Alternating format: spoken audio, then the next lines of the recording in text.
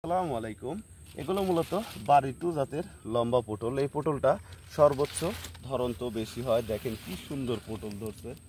অন্যান্য জাতের সাথে আমাদের এই বাড়িটু লম্বা পটলটা দেখতেও সুন্দর, দামেও বেশি, ওজনের দিক দিয়েও বেশি।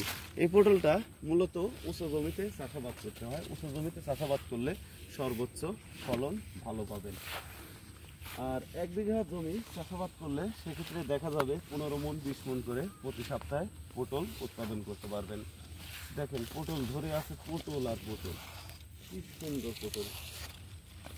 এই যে দেখেন কি সুন্দর পর্যাপ্ত পরিমাণ সুন্দর পটল। এটা অরিজিনাল বাড়িটু জাতের পটল। আর পটল চাষাবাদটা মূলত উঁচু জমিতে করবেন, যে জমিতে বন্যার পানি বা বৃষ্টির পানি বেঁধে থাকে না অথবা বন্যার পানি ওঠে না, এমন জমিতে পটল চাষাবাদ করবেন। পটল চাষে মূলত সার দেবেন, ইউরিয়া সার, টিএসপি সার, পটাশ সার এবং সরিষার খৈল দেবেন, তাহলে গাছটা সর্বোচ্চ ভালো হবে।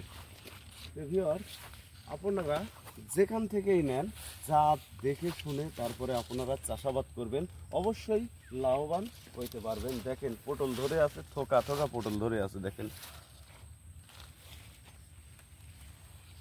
ভিউয়ার্স, আমরা বাংলাদেশের প্রতিটি জেলায় সুন্দরবন কুরিয়ার সার্ভিসের মাধ্যমে এবং আপনারা সরাসরি এসে দেখে শুনে আমাদের কাছ থেকে পটলের চারা সংরক্ষণ করতে পারবেন। ভালো থাকবেন, সুস্থ থাকবেন। আসসালামু আলাইকুম।